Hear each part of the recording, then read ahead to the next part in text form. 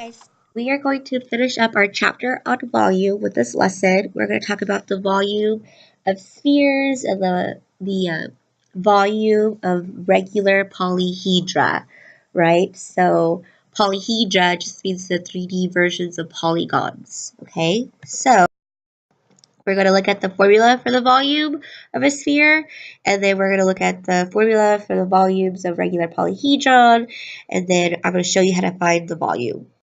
All right, so the volume of a sphere is 4/3 pi times the cube of the radius.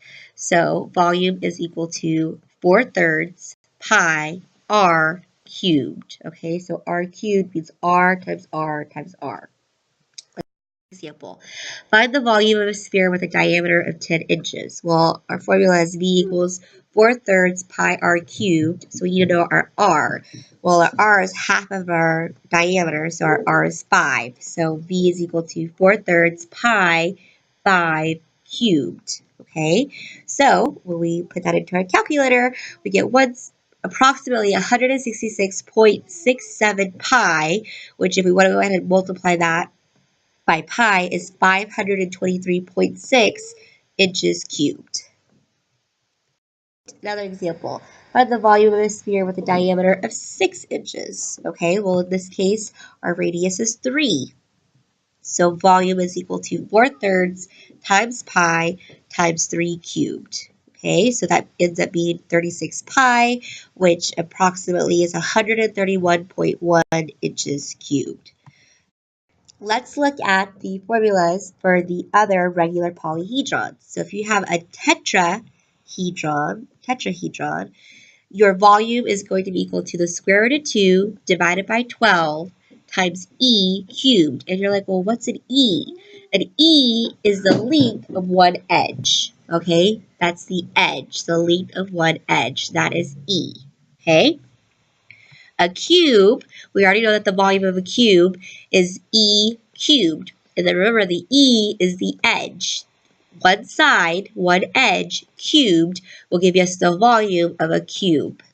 An octahedron, the volume is going to be the square root of 2 over 3 times e cubed. And again, e means edge, right? That one side, the side. A dodecahedron is 15 plus 7 square roots of 5 divided by 3, all of that, so in parentheses, times e cubed. And e again means edge, one edge. The icosahedron is 15 plus 5 square roots of 5 over 12, all of that, so all of that in parentheses, do that first, and then multiply it times e cubed. And again, e means edge. Here is just a review of the area formulas. Area, okay, so square, area of a squared is s squared, where s is a side. Rectangulars and parallelograms, area is base times height. Triangle, 1/2 base times height. A trapezoid is 1/2 times the height times the length of your first base plus the length of your second base.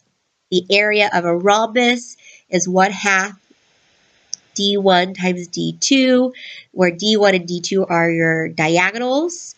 A regular polygon, this is our favorite, area is 1/2 the apothem times the perimeter, A times 1/2 A times P.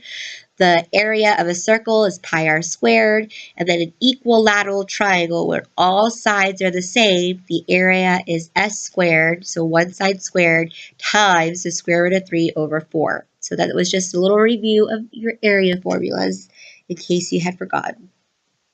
Right, so let's review formulas for volume. Cube is equal to one edge cubed, right? A rectangular prism, rectangular is length times width times height, okay? If your prism is not rectangular, so it has a different shape for its base, your volume is equal to big B times H, where big B means the area of your base. Area of your base, that's what big B stands for. The formula for volume for a cylinder is pi r squared times the height.